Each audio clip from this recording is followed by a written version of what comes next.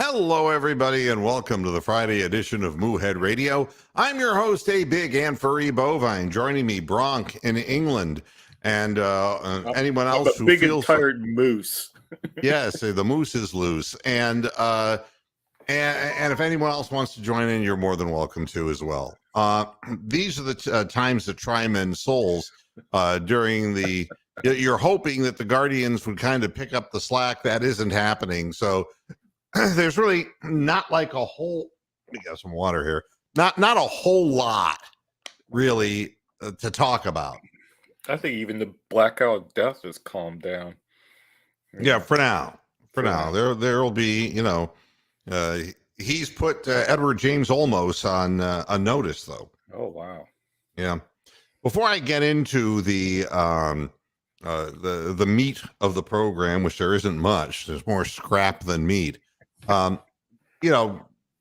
Maybe it's because the fact that I come from a broadcast background, and I always try to seek out people who are broadcasters, and that's how I met Tom Hamilton at spring training, and not to ogle over him, but to trade radio stories, because that's what radio people do. It's just kind of a fun thing.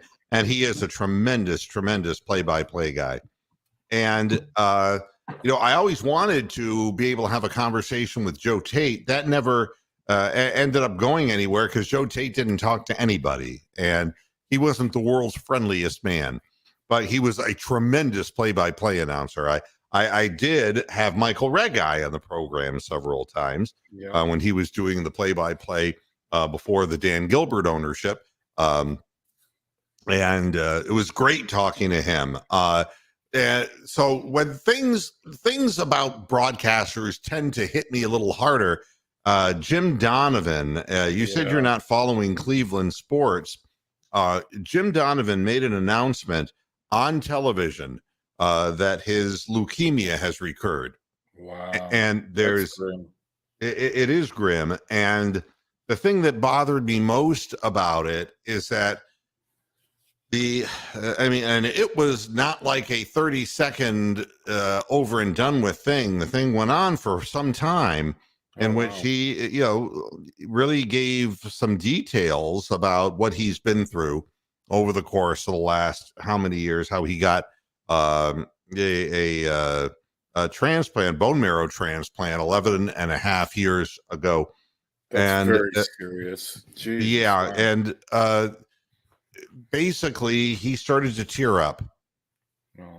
And I just I don't want to think the worst. I had a very dear friend in Vermont who passed away from leukemia, and it's one of those things where they can fight it off for a while. It's like any other form of cancer. It's just that this is blood cancer, if you will. Yeah.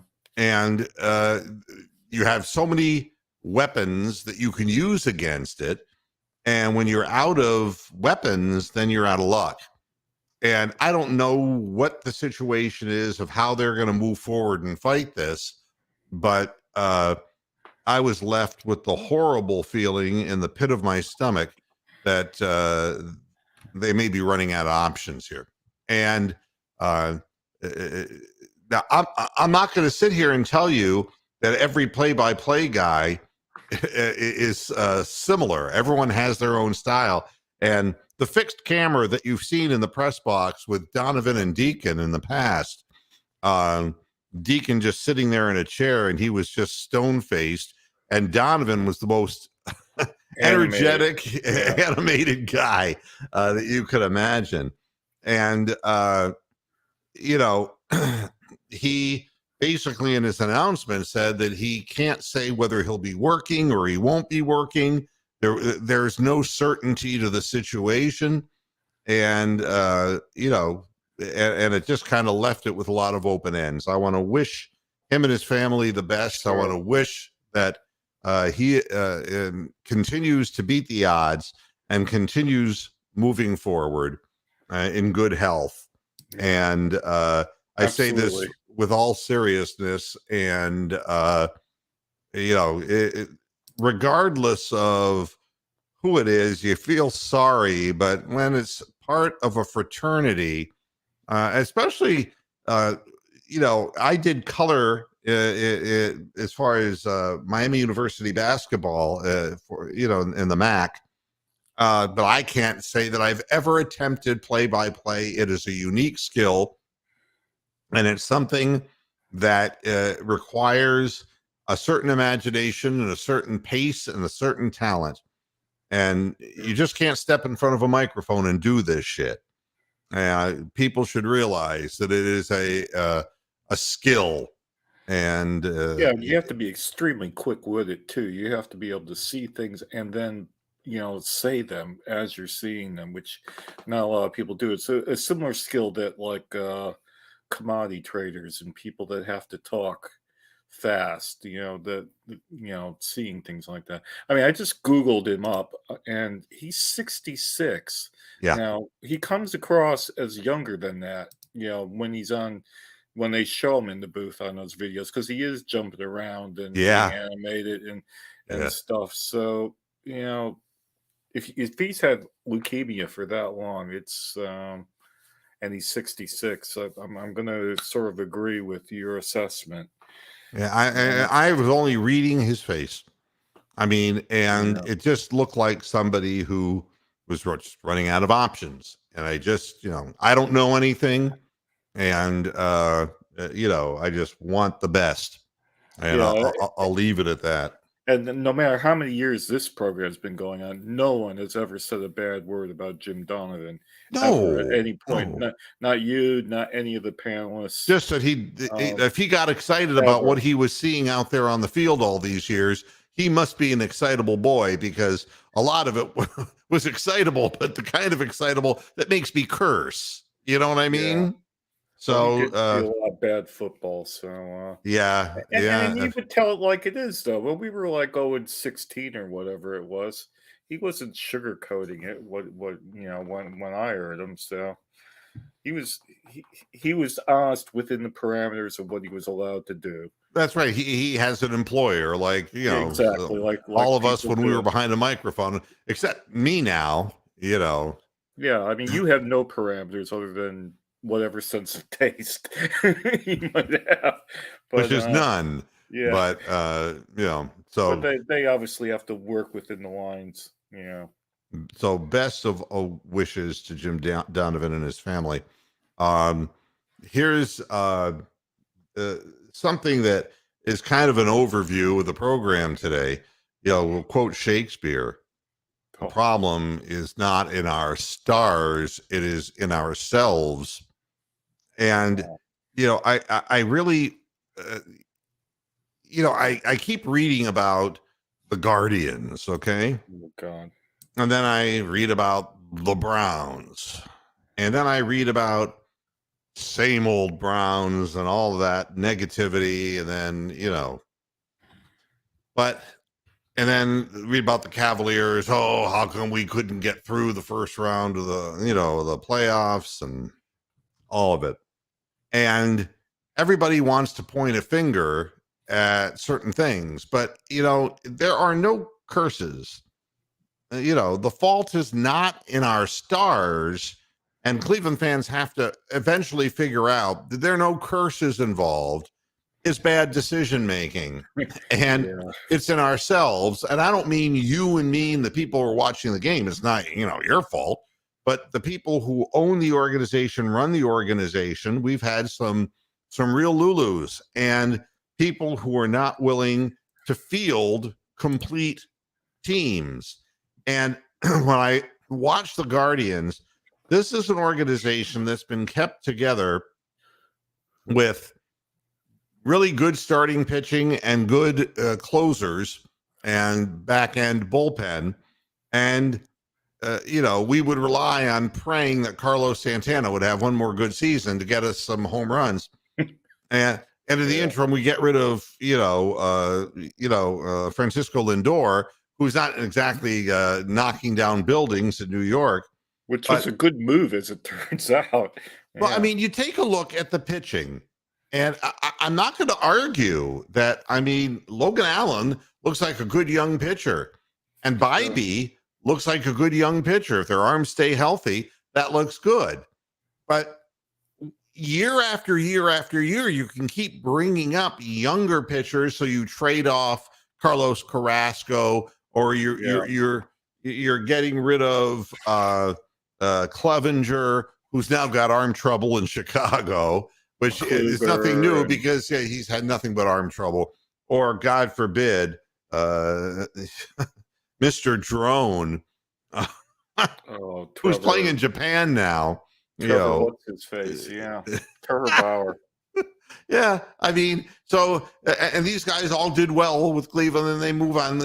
And we channel in new pitchers, but we never have anybody in our minor league system who can hit the fucking baseball. And these people, I mean, we wouldn't have to bring in free agents like Josh Bell and people like this who are past the pale. We would be able to bring them up from our farm system. Yeah, but we don't have nobody. The last guys we developed were Manny Ramirez and Grady Sizemore, for fuck's sake. I mean, that's it.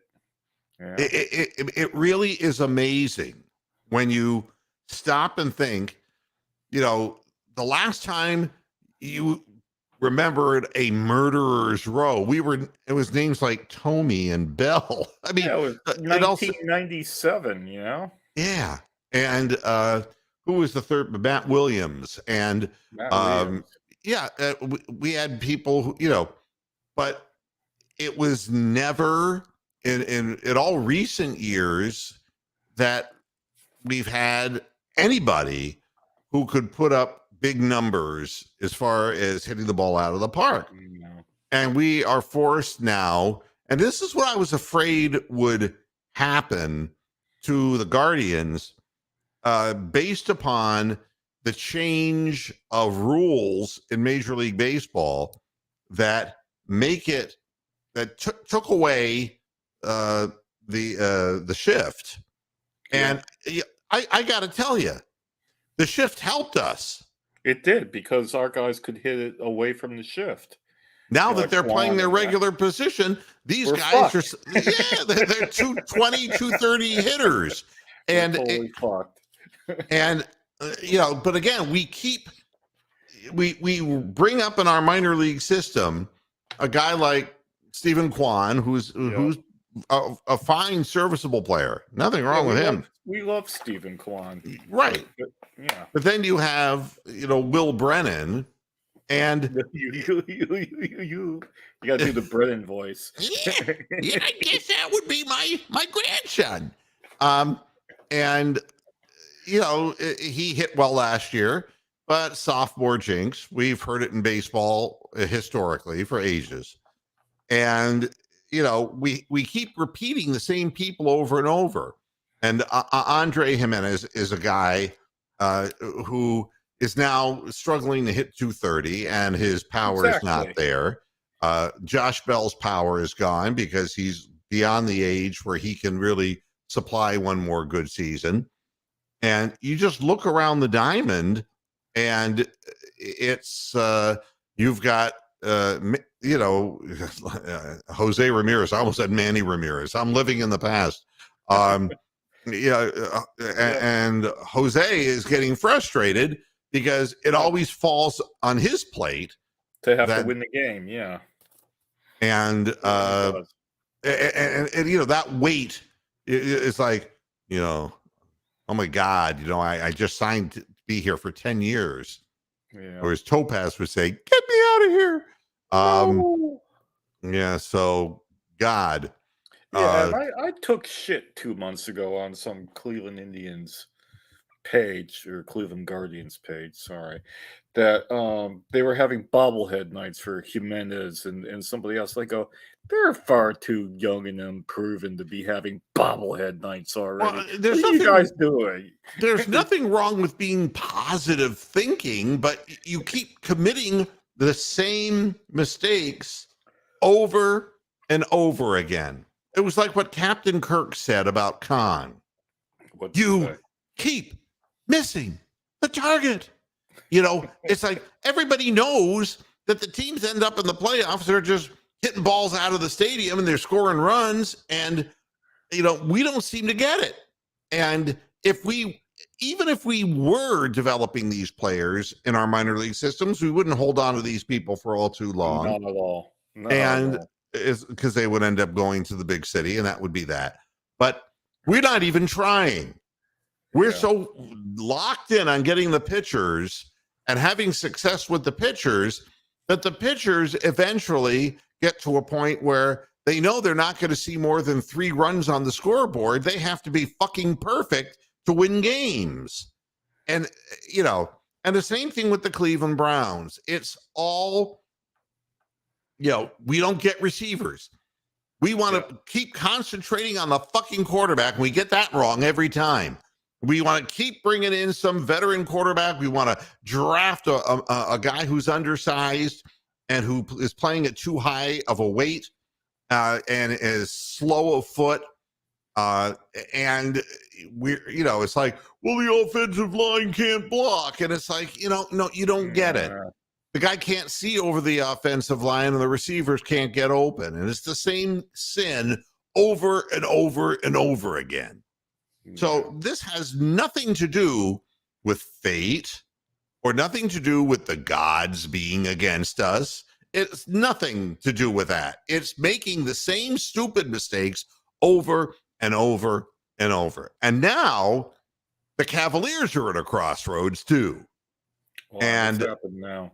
Well, no, I mean, you come up with this thought that, ooh, we got Twin Towers. Ooh, we got the 2 big men. Ooh. And it turns out, one of them's too malnourished looking and he hasn't worked out enough in the weight room, and the other one's fucking lazy. And has to be, and Jared Allen has to be like, you got to slap him to get him into consciousness because he's like etherized. And, it's like, at what point does somebody look at this and say, this doesn't work? There are teams that picking up their pace, running up and down the court, and our guys just, the Jared Allen's yawning and he's not making it to the other end of the court. And that, that Mobley is not strong enough. And by the end of the year, the wheels come off. And Karis LeVert is not a good shooting guard. And he eventually will hurt his feet and his lower extremities. And, at what point do we realize that it's like we don't have a shooting forward? I mean, at what point do you go through season after season with Jetty Osman? At what point, what is it that's so hard to understand about why it's not working? Hi, Big Lurker. How you doing?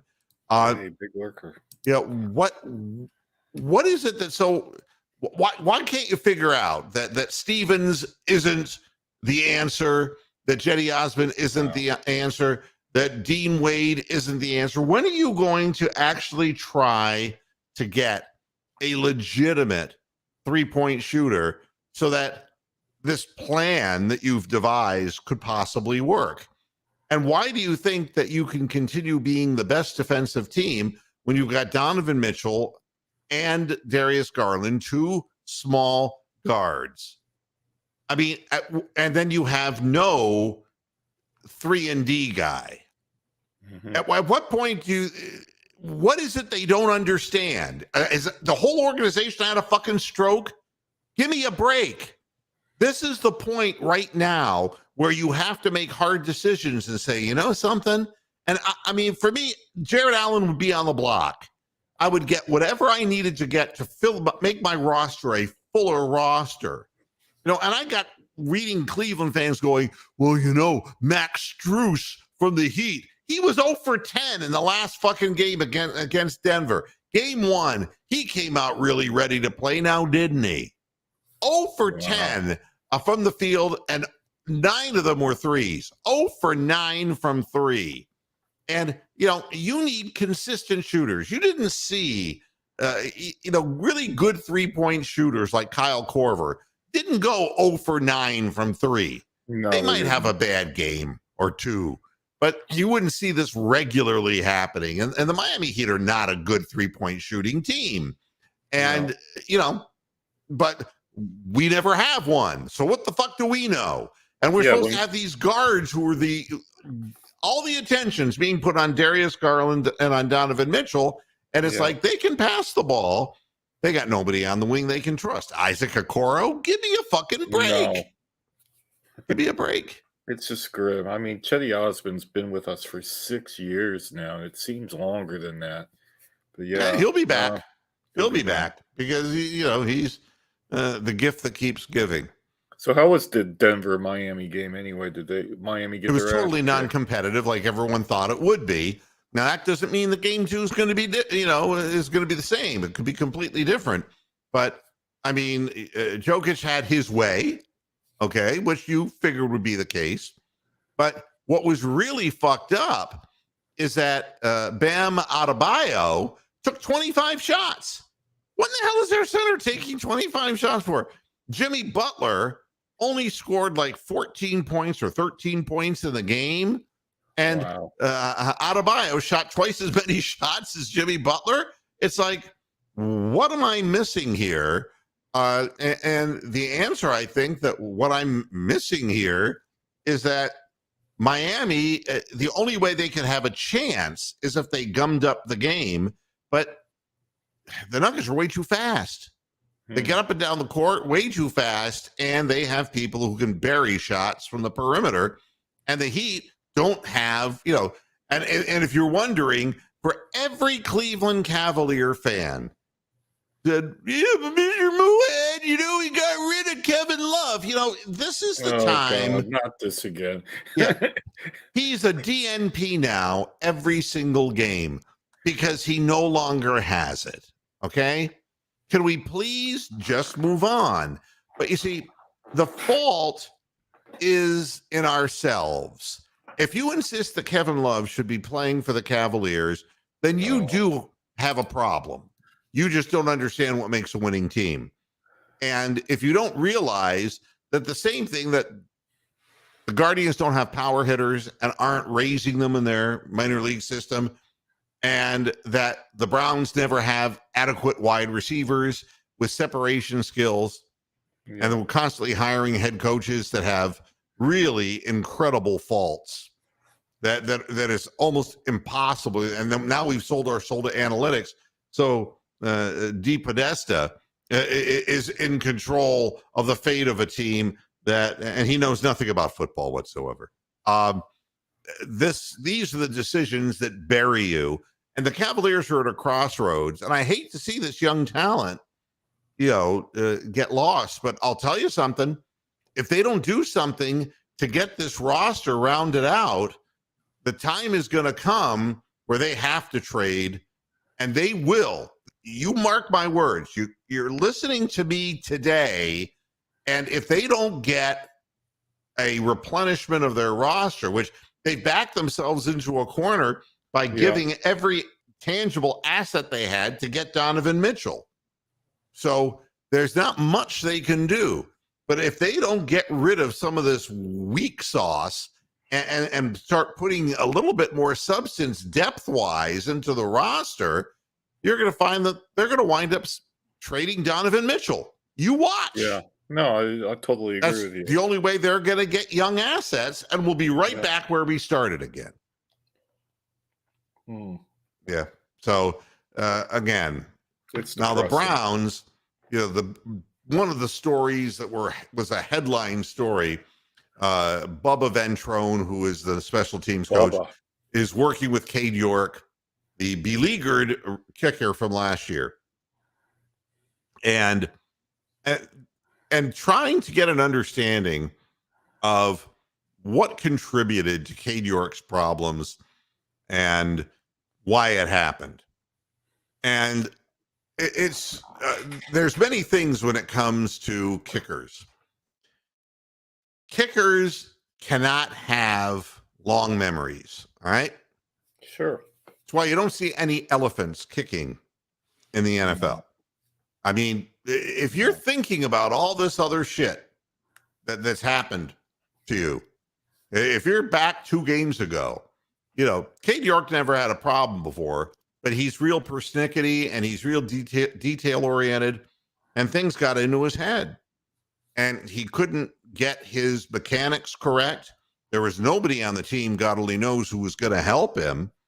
And once their heads get fucked up, it becomes a real problem. So, that's the talent is there, but how do you get that player to clear their head? And you can't let him be a needle-dicked bug fucker.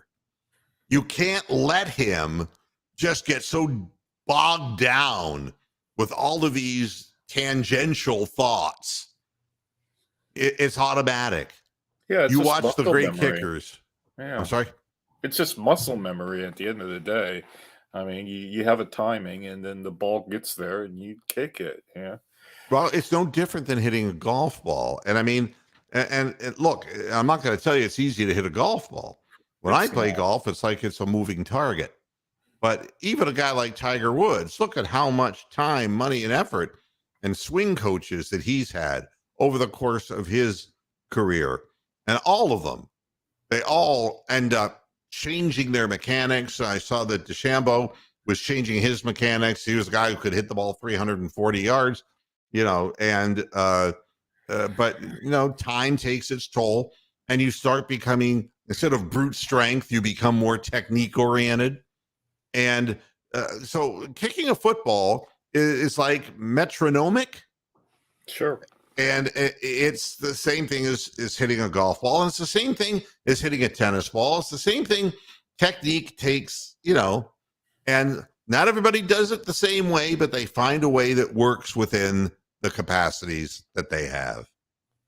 So that's what I would tell you about Cade York. And I hope, because he's got the leg, but it's not helping if he's kicking the ball sideways and planting his feet wrong. I just hope that Bubba's more than just about a rah-rah speech, and that somebody is going to at least work with him on the mechanical end of the game. And all the golfers, all of them. I mean, the greatest golfer who ever lived was Tiger Woods. All right. Sure. And it's not true anymore, but he kind of, again, fault was in himself, not in his stars. But there's a guy who, he would start missing fairways off the tee, and it's like he started to have to, Yeah. go back to his swing coach, say, what am I doing wrong? I'm missing way too many fairways.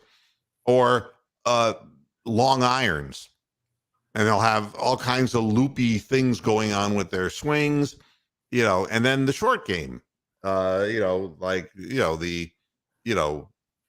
wedges, and then the putter. I mean, I can't tell you how many guys have just become fucked up because of the putter. I mean, that gets into your head completely. They call it the yips for a reason. So, I hope the fans understand that Cade York is a really good, young, potentially really fine kicker, but it doesn't help when the head coach pulls him out of situations that he needs to get better at, so that he can run 4th and 1 flea flickers. Yeah, so if we run like 4th down and 2 on the 20-yard line again, when all we need is 3 points, I'm gonna fucking scream, because we all screamed about that last year. No, I mean, to me, it's obvious when somebody doesn't have confidence in you.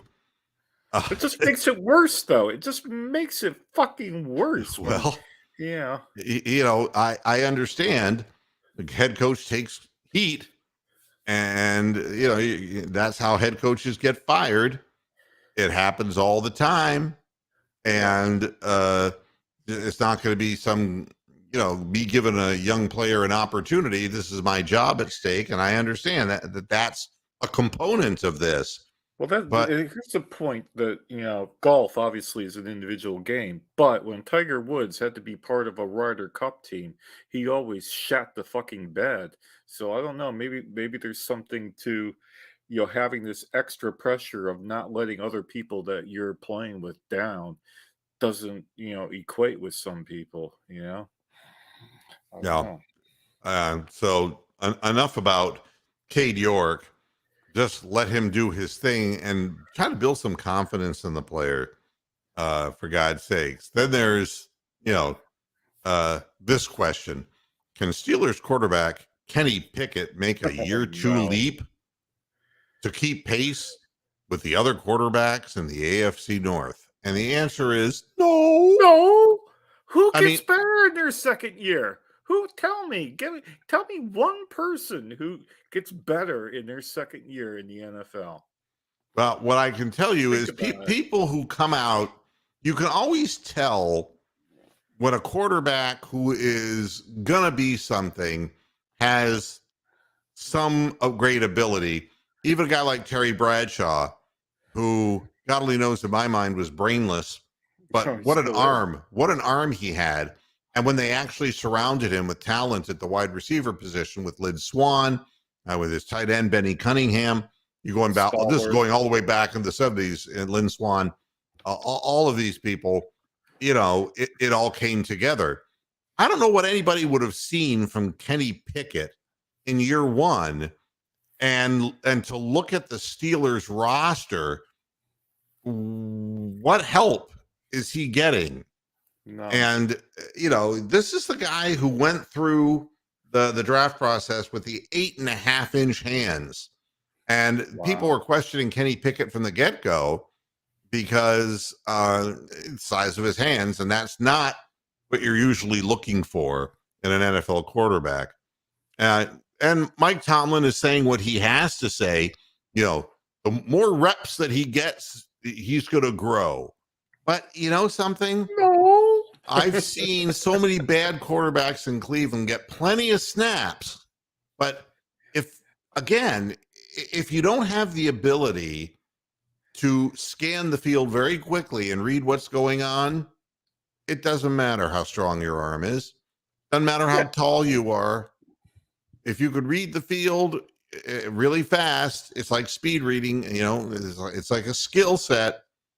Tom Brady did not have foot speed, but he could analyze things so quickly.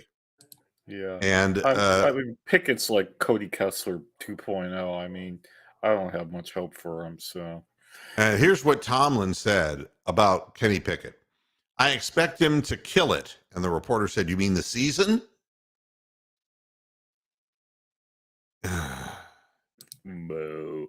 I know. It's and again, what happens is what happens with Sam Darnold and with every quarterback who fails in their rookie season, Zach Wilson being the latest greatest. These people don't come around. Bad judgment or just not seeing the field, throwing into double coverage. This is something that, I mean, maybe a guy like Brett Favre could be a gunslinger, Brett Favre. Yeah, the Brett Favre. Yeah. Ooh. Maybe he could do it because he had talent around him, and the turnovers, he had defensive people to stop the other team. But most teams, especially if you're the Steelers, where you're really basing your season on your defense, if Kenny Pickett keeps handing it to the other team on a short field, it's not going to make any difference how good your defense is. Eventually, it will break down and get sick of Kenny Pickett. So, it's I love this. Last year's 9-8 Steeler finish extended Tomlin's non-losing season streak to 16. Not great. He's never had a losing record, but you could be dancing with 500 and it's fine. I mean, you could bring in people to cripple people and to play dirty football like Mike Tomlin does, not understand the offensive side of the football, and you can still manage to eke out a 500 record. Well, fucking hallelujah. Being 500 is very little different. If you're 9-8, that's very little difference between 7 and 10. Correct. I mean, it still means you don't play in January, and you don't get a good draft pick either. Yeah, exactly. So but our situation is we sucked and we still couldn't get the draft picks correct. Yeah. Pittsburgh's in the middle of the pack, and they're not getting the kind of talent that they need to have. Pickett will be 25 this coming Tuesday. Wow. You know, and they're saying that Lamar Jackson and Joe Burrow, you know, that their second seasons were really good, but I could make the argument that Lamar Jackson's third season wasn't so good. You know, again, injuries can change all of that, and Joe Burrow was bound to have a better season than he did his rookie year when he got hurt really badly. Correct. Yeah. So that's all fine and dandy, and I think Burrow's a really fine young quarterback. He's the one who I look at as being the best of the bunch, not Lamar Jackson. Nope. And Lamar Jackson's talking to the press saying, "Oh, we're going to be throwing the ball all over the field. This is going to be great. I'm going to prove to the world that I'm a passing quarterback now." And it's like, me. Make it stop. Yeah. So, but no, I don't think that Pickett. No. It's just he's not the guy. He's like Bubby Brister. You can always tell the Mark Malone and Bubby Brister Pittsburgh quarterbacks. Yeah. If their name wasn't Bradshaw or Roethlisberger, then you'd look at what was in between. Oh, they were horrible. Cordell Stewart. McDonald, yeah. Cordell Stewart, you know. It's like, what could be worse in Pittsburgh than a gay black man? What could be worse in the city of Pittsburgh? Honestly. Wow. Yeah. Oh, God. I see that there's another LeBron James biopic. How many LeBron James biopics can there be? I've not seen any of them. Shooting Stars is going to premiere on Peacock Network. Wow. It's like, oh, please. I mean, I'm LeBron to death. Great player. Don't get me wrong. But I've watched too much of it to begin with. I know the fucking story. Yeah. I don't need to see it again and again and again and again. Peacock Network. That's where they put Rich Eisen. Yeah, I was just gonna say that. God almighty. And then there's the Guardians bullpen, which I don't know why they keep trotting Eli Morgan out onto the field. I don't get it. I never will get it. He is the new Josh Tomlin, and he'll find ways to lose games. And it can't always fall into Class A's hands, or else his arm will be thrown out in 2 years, 3 years. And, you know, you give Trevor Stephan a 3-run lead, for God's sakes, and you give it up to the fucking Twinkies. Make it stop. That's all I'm going to say about that. Bullpen isn't holding the few leads they have. Miami was great. I mean, take a look at the people who are supposed to be their 3-point shooters. Okay. Martin was 1 for 7. All right, from the field. You know, Vincent had a good game. He was 5 for 10 from 3-point land. He got 19 points. But Jimmy Butler was only 1 of 2, because he's not going to beat you from 3-point range. But he was 6 of 14. He didn't even hoist up nearly enough shots, and he was in absentia. I already mentioned Strus, who was 0 for 10. Highsmith, who I don't even know who in the fuck he is, was 7 for 10 from the field. And 2 Didn't for he 4 invent the game? Yeah, it sounds right. Yeah. Oh, that was Naismith. Sorry. Yes. But Duncan Robinson, you know, he was 1 for 6. You can't win this way. And what I love is that guys' names Cody Zeller and Yurtsevin and Kyle Lowry, who's 96 years old, and Jovic, these guys all got to play. And there is my buddy, Kevin Love, along with the 90-year-old Udonis Haslam as a DNP. Do the sad trombone noise. Wah, wah, wah, wah, yeah. And just for playing, here's what you've won. Terrible. 13 of 39 from 3-point range, but only 39 of 96 40.6% from the floor.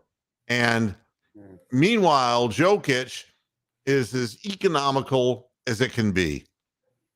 He takes 12 shots, all right? He makes 8 of them. 1 of 2 from 3 points, 10 of 12 from the free throw line. He's got 10 defensive rebounds, 10 rebounds overall, 14 assists. Wow. For the center. And, there's Aaron Gordon. He's 7 of 10 from the field. There's Murray. He's 11 of 22 from the field. It's and just double figures. Gordon and Michael Porter Jr., who didn't have a good game, but he still got 14 points. And, and this was not what I would consider to be a great performance by Denver, but they shot 50.6 from the floor. They were only 8 for 27 from 3-point land. God forbid. I mean, you take a look at how this game came down, and by quarter, they were up by 17 points at the half. I mean, the only quarter they got outscored was 30-20 in the fourth quarter because they were just playing their bench. There was no game whatsoever. So we'll see if they can figure something out. Meanwhile, Jimmy Butler's talking. Nothing new there. Urging the Heat to attack after a record low 2 free throws in game 1. All right. Wow. Yeah, they were just pulling up 40 of 96 from the field. They weren't trying to go to the basket. They weren't doing nothing. Now, game 2 is the one you usually have a chance to win on the road if you're going to win one, but they didn't give it a good enough go in game 1. And they're rested, man. Denver is rested. Not only because they won their last series easily enough, but because they didn't even have to play all their guys. They sat in the fourth quarter. So I thought that was interesting. Brad Stevens is saying, let's keep Joe Mazzulla. Oh, right, okay. And Jaylen Brown is a big part of the Celtics. Well, the Celtics are in the same position as the Cavaliers in one respect. You got to make a decision and a call on Jaylen Brown. And he's a chucker. That guy's a volume shooter. He can be hot as hot can be, but they don't have any wiggle room. The only way that the Celtics are going to get better than what they are now is if Joe Mazzulla figures it out, because he seems to have regressed as the season moved on, and better teams, concentration of better teams that he was coaching against, he didn't look up to the task. And now with Jaylen Brown not doing well in the playoffs and playing their way out of the playoffs, they can get some real action out of Jaylen Brown. And again, it's something I would be looking at if I were them. They can reload. They've got enough players around, they can reload. But Mazzulla, I mean, even Brad Stevens was saying, I mean, there are backhanded compliments and backhanded insults. He'll only get better at anything that he can learn from this year because he's constantly trying to learn, and he's accountable. That's the best you can come up with. Yeah. Meanwhile, 3 of their assistant coaches has followed Udoka to Houston. Go figure. Oh, dear. I thought this is going to be all over the place. You want to know what's going on in the world of sports? Jim Harbaugh is saying, Jim Harbaugh is saying, we made an error in the vetting process with Glenn Schembechler, Bo's crazy ass son. Oh, tell me about this. I don't know about this. Schembechler, 53 years of age, he had to step down from the position he was hired for as the team's assistant director of recruiting. Okay. He conceded in a statement that he had engaged in, quote, flippant behavior on Twitter which included numerous offensive and insensitive posts, including several suggesting that slavery and Jim Crow laws had the positive effect of strengthening Black individuals and families. Okay, yeah, I think Another fucking that'll, MAGA nut. that'll get you fired. It will get you fired. And but this is the cover your ass Harbaugh thing, crazy bastard he is. Once I became aware of things that were offensive to me, offensive to other members of our team, we acted, Harbaugh said. We didn't want that mindset around. How did they know the guy was like that? I mean, Harbaugh's fucking crazy. All right. He is, get this. I read the report myself, Harbaugh said. We have a company that vets that social media, and they came back and cleared him. Well, we've got a new company doing that now, but they've got to be better. There's that line again. We got to be better. We all got to be better, isn't it? I mean, if the guy's a fucking racist, for God's sakes, you know that. You should know that pretty clearly and pretty quickly. Good God. Yeah. Fuck Michigan anyway.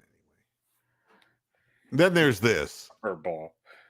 A good young boxer, Gervonta Davis. All right. Okay. Like, you're going to love this. How many chances can you give somebody? Gervonta Davis will serve the remainder of his sentence for a hit-and-run crash behind bars after violating the rules of his home detention. He was taken into custody Thursday. He was supposed to serve a 90-day sentence at the home of his trainer, Calvin Ford, after pleading guilty last month to 4 counts stemming from a 2020 crash in November that injured 4 people, including a pregnant woman. Wow. Instead, Davis moved to a luxury hotel and then a new home without permission, the Maryland State Attorney's Office confirmed. So now he has to serve out the remainder of his sentence at the city's jail.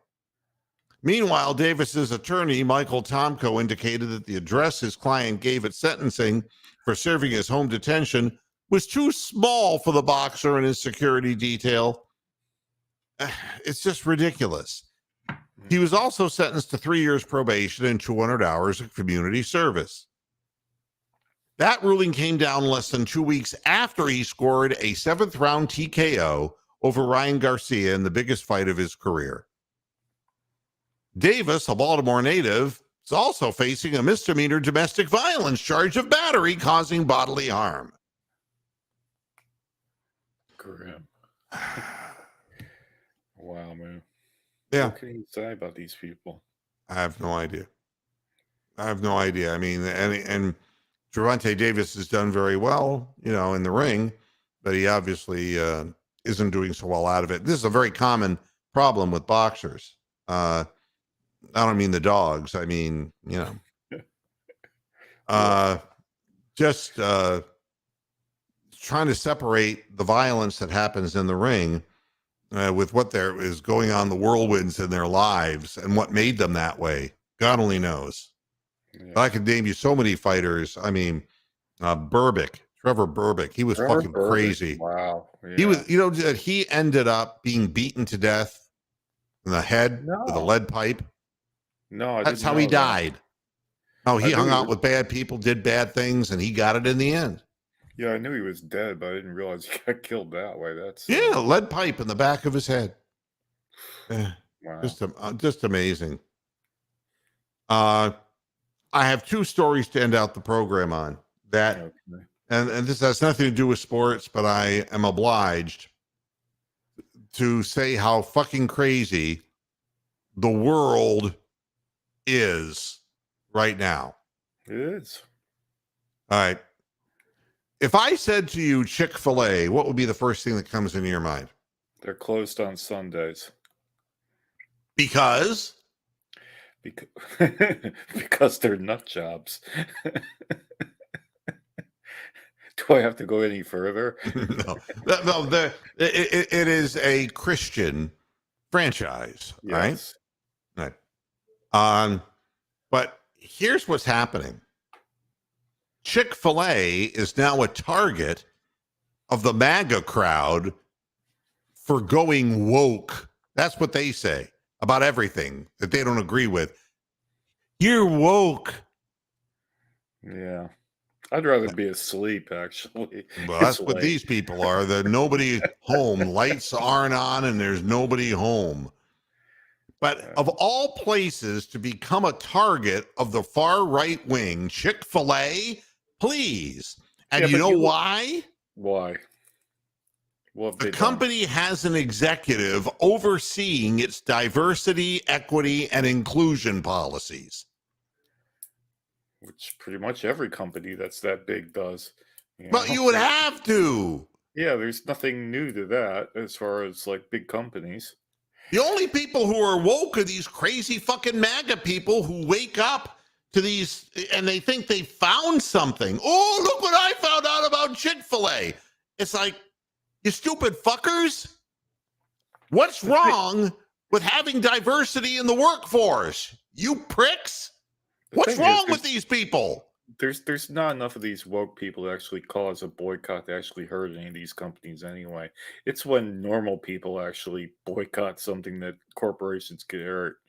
You know, it's not enough of them. You know, and believe me, Chick-fil-A would not be. You know, I mean, they would be on the real, you know, TLC tip as far as conservatism. I mean, you know, that's who they are. And their own side now. I mean, red meat, they'll eat up anybody. So I thought that, I mean, this will show you how far this is going. When Chick-fil-A is perceived as a woke organization, I say, I'm out of here. I quit. And then there's this. Walgreens, the pharmacy, there has to be within 10 feet of where you live. Yeah, except for me, but yeah, everybody else is listening in North America. Yeah. Well, obviously, when the pandemic was at its peak, and there were all kinds of people who were getting sick, and people were going to pharmacies. That we know that pharmacies put all the razor blades and shit like that in locked containers, you know, and shelves that are locked. Yeah, I think they pretty much do that here too now. But yeah, I know what you mean. Yep. And now Walgreens is debuting an anti-theft store. Okay. With just 2 aisles in the entire store with touchable products. What, and everything's under glass? Or how does that work? I mean, this is crazy. It's like a kiosk mentality. Wow. You know, they're concerned that thefts have been on the rise at grocery stores. They want to make sure it doesn't happen in their establishment. And I'm just wondering who in the hell is stealing all this shit. Must be woke people, don't you think? There's a direct correlation to rising poverty and rising theft, but let's not get into that here. And get this, during an earnings call with Walgreens investors, the company's chief financial officer, James Kehoe, noted that maybe we've been a little bit dramatic. Maybe we cried too much last year. But anyway, they're opening this store in Chicago. All right. It's a redesigned Walgreens with considerable anti-theft measures. Wow. Customers will now be unable to shop for themselves except for 2 small aisles of essentials. That's what they will let you steal if you have the balls to do it. Yeah, they probably got the tampons under glass now. Get this. There's a photo of a digital kiosk where customers choose items they would like to buy. Then they pick up their products at a checkout counter after an employee retrieves all the stuff that they want to buy. Yeah, that they did virtually. Right? Well, then why don't they just turn it into an online store where you just go online, you order your stuff, and you go there, you pick it up, and all the stock is behind the counter in a warehouse. Just do that then. That's where this is going. Well, Amazon's already got the market cornered. You can just go ahead and order anything you want Correct. from them. What do Yeah. you want to put up with this bullshit for? Like they can design some kind of special thing. It was really funny the other day. Rox wanted to try Slim Chickens, and this is a franchise that's Never heard of it. it's It's a new one, growing right? a bit, yeah. And they opened one up here, and it's like, all right, what's the concept? And it's like, well, if somebody said Slim Chickens, it's like, all right, I guess that's a play on words for Slim Pickens, either the actor or the Yeehaw! expression. And that's fine. It's a skinny chicken. So I figure it's a healthy chicken place. But the entire top of the menu is all deep fried chicken strips. And so Yeah, atherosclerosis out the Yawi, and I'm wondering, okay, what am I missing here? So we pull up, and they have the menu, and then they have their communication. This is what we get. what do you get? I They have fuck not you at heard the a worse speaker system in a goddamn drive-through. They fuck And you at the drive-through. that Yes. used to be what I did 25, 30 years ago. When God, this yeah. whole thing, when the electronics weren't very good, Yeah. and and it would go something like this. And I've done this before on the program, so believe me, I got good at this. You go up to a McDonald's 30 years ago, or a Wendy's, and they go, and I would just sit there and go, I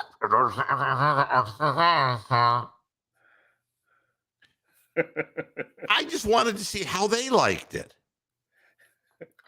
And it's a similar thing to here where they mimic RAF pilots. You know the old World War II movies where they're going, yeah, the band busters are, oh, Roger, see the blah, blah, blah, all that. what is it about being unintelligible would help their business? I can't for the life of me figure that out. And Fuck you at the drive-through. And then somebody told me, and this will be, I don't want this to be too offensive, that at the time go on. Wendy's was hiring people who, shall we say, were on the lower curve of the intelligence quotient. And so I felt badly. I didn't want to mess with anyone who was working behind the counter at a Wendy's, but it got so bad. I just was doing it one day, and Wendy's was simple. It was a single back then, a single, a double, or a triple. Yeah. Fucking French Even I fries and a remember Frosty, and your ass is out of there. That was it. Yeah. All right. You didn't have to worry about later on. They got into fucking stuffed baked potatoes and God knows salad bars and salad bars. Yeah. God knows what else. But in the beginning, it was a single, a double, and a triple. So, and or the chicken sandwich. They had a good chicken sandwich there. And so I go up and do my thing. It's like, what is that? And I'm like, and they said, okay, that was a triple and a large fry. I'm like, where did you come up with that? It's like, yeah, if that guy comes up here and starts with that bullshit, just make him order a fucking triple and make him pay. Let's Misney this guy. That's quality. I like that. God almighty. It's like that's a good story. And we've actually got Popeyes now here in Plymouth. I haven't been to it yet, but they've made it all the way over to my neck of the UK. Oh, you never know if the food's the same though in different countries, but it should be better here because it doesn't have all the fucking additives that you guys allow over there. Rox insists that their chicken sandwich is now the best chicken sandwich. Okay, well, not Slim Chickens. Slim Chickens. I said to them when I picked up, and I was carrying on because I couldn't understand. The woman kept trying to communicate, and she was unintelligible, and she had this meek voice to begin with, and it wasn't working. And I'm like, this should be called dim chickens. What's the problem here? Speak up. Fill the room with your intelligence. Yeah. And I couldn't understand a word she was saying, honest to God. And I said, so when I pulled up, there is an African-American guy who is there just to collect the money, right? At the first drive-through window. Yeah, you get the one window, then you get the second window. Right. Yeah. He was laughing so hard because he was listening to all the shit that I was saying. He thought it was funny as hell. Everybody knows the goddamn thing doesn't work, and so everybody has to repeat their order 17 times because this woman is not understandable and can't hear them either. It's crazy. So if you go, I'm just wondering if this is like a ploy, and if Slim Chickens is eventually just going to assume that you're going to buy the 17-piece chicken strip dinner, Well, my theory is just fucking park the car and walk into the counter, and then if they still are incommunicado, do a falling down Michael Douglas routine and call the manager over. God only knows. All right, I'm finished. I'm done. This is what happens on a Black Hole in Space Friday program, folks. Yeah. I sometimes wish there was more to talk about, but we're not getting any help from Beesboro. And I have nothing. I have nothing to help you with either. Unless you want to talk cricket, I could talk a bit about that. But you no don't want to thanks. do that. All right, everybody. Thanks a lot for tuning into this program. I want to remind everybody that the fun begins for me. I'm taking off for Ohio for the summer on Saturday. Not tomorrow, but the next Saturday. And I'm not going to be doing a podcast on Friday. I'm just getting ready and getting my shit together because I have an early morning flight out to Ohio. And in the next several days, I'm going to be buying a new laptop out there and setting up my studio. We'll see what I can get done. I'll try to remain incommunicado. I will try and do the best I can. But I thank everybody for being patient. Well, say hello to Cahoga Falls while you're there. To Cahoga Falls. My city was gone. Well, I hope to be able to be when I get there on the 10th. The 10th, 11th, 12th, 13th, and 14th are going to be very busy 5 days. After that, I'm going to start settling down a little bit, and I'm going to start roaming around. And put your feet up on the front porch, Grandpa. And if you know any restaurants that we can meet at, Moohead fans, let me know if it's something that I can eat. Like if it's like salad stuff, good stuff, healthy stuff, not Slim Chickens. And there's got to be loads of Golden Buckeye restaurants you can go to. You would think that there's something out there, but yeah. Keep in touch with me because I want to get to know some of the people who, not intimately, okay, but who listen to the podcast. It would be nice. You'd be flattered though if they wanted to know you intimately, wouldn't you? Yeah, I love it. The viewers really are smart. Hey ho, way to go, Ohio. Yeah, very good. Government that had no pride. Yeah, and Dactar would know Tattooed Love Boys if you're a Pretenders fan. It's like absolutely. But can you sing it, Dactar? Don't try. No. Oh, then I can do the only insipid Pretender song. Oh, I'll stand by you. Don't let nobody hurt you. Yeah, that's an awful song. It's a Diane Warren song, and I don't know why Chrissy Hynde was singing it. Yeah. It's like, give me the good old, back on the chain gang stuff. All right, everybody. Thanks for tuning in. I'll be back again. Oh, whenever I get around to it, just follow my Twitter feed and you'll get the hang of it. Until then, hasta la vista, Pasture Heads. Good night.